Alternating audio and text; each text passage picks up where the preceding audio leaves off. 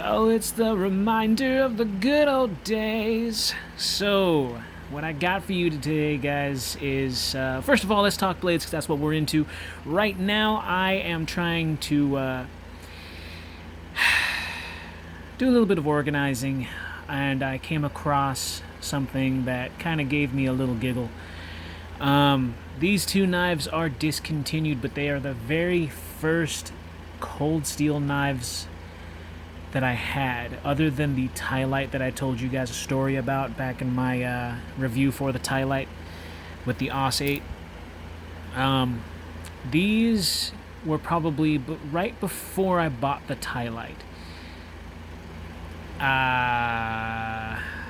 Scratch that. I think it was after I bought the Lite because I remember the Lite was the first Coldsteel I ever bought.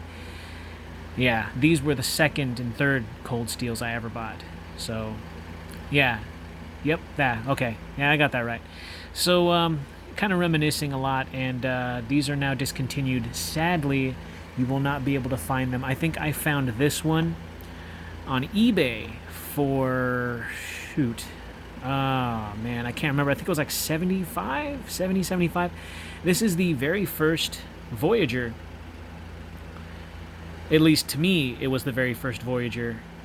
Because when I saw it, it was the first one I bought of the series of Voyagers that they've come out with. And you can tell, look at how old that pocket clip is. And they used different types of screws. This is all plastic. There's no steel liners in there whatsoever. No liners in there whatsoever. The one downer about this knife is that it is pin construction only, so bam and bam, that's all you get. And you cannot take this apart, sadly. But still a great knife because it is Coldsteel, made in Japan. And look at that, VG1 stainless steel. I don't think I've ever seen another Coldsteel that actually has VG1 stainless steel. I mean, there probably is, and I haven't seen them. But this is one that I'm only familiar with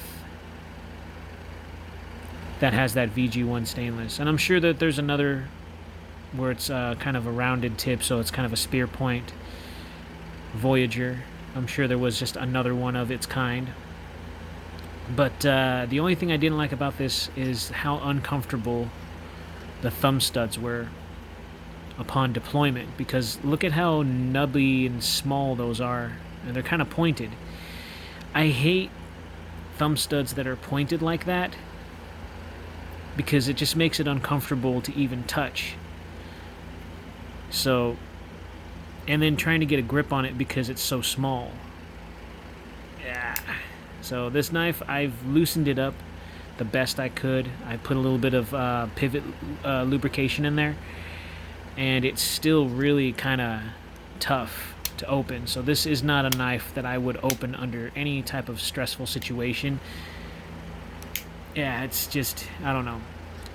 It's fine, it works, but it's always been like that, even when I first bought it. So could that be a reason why it's discontinued? I'm not entirely sure. It could also be the fact that it's, you know, VG1 stainless steel and made in Japan. Something probably didn't go right, or maybe they didn't want to do it anymore, but this was back when OS 8 was the normal for Coldsteel. And VG1, that's different. That is very different. So there's that one. And then this one is the Pro Lite. Very old Pro Lite. And I think that one has steel liners in there. Yeah, it's got steel liners in there. So if you're able to find this guy, it also comes in this configuration as well as tanto, I believe. I think. I'm not entirely sure. Or was it half serrations? I don't remember. Either way, I used this one more than I did with that one. I liked it because of how easy it was to open and how smooth the pivot was on this one compared to that one. You could just put your thumb in that little oval football shaped hole and pop it open. So I don't know if that was too close to being a Spyderco copy, and that's probably why they stopped making it. I'm not entirely sure. But this is a decent type of plastic. So many screws on there. Look at that. That's crazy. But you do get a whole grip on your handle there. Decent size lanyard hole. And there's no jimping. It's just, you know, Coldsteel, Taiwan. This is the OS 8 version. Pro Lite. So if you're able to find one of these and you want to pick it up, I'd do it. This is just one of those really cool looking knives. So when I bought this one, I believe this one was 80. When I bought this one, I believe this one was also 80. But that was years back when I used to work at a sword store / knife store. These are two originals that you are probably not going to be able to find. I think I found this one on eBay. I think there was two, but they're also kind of expensive, between $70 and $80 for these. I do like the grip on this one because of the textured handle. It's got these little like triangle looking things on there. That's actually kind of nice.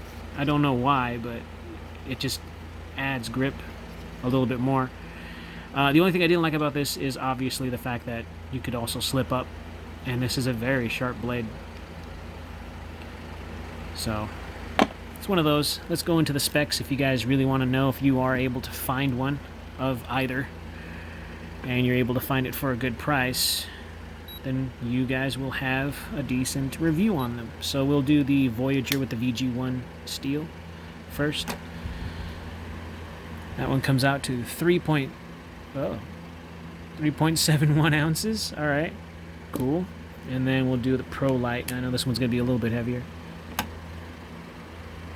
5.25 ounces. So yeah, it's a little, you know, it's got some differences there. And of course, we are also going. I don't know why I closed them. Oh, because I wanted to put them on the scale. So let's go ahead and do the measurements. So that's a 4-inch blade on both. 9 inches overall on the Pro Lite, and just a little bit, 9 1/4 inches on the Voyager.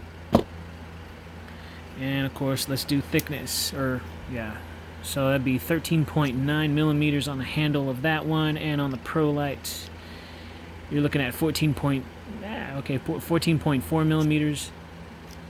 And on the blade of the Pro Lite, 3.3 millimeters. And 3.0 millimeters on the Voyager.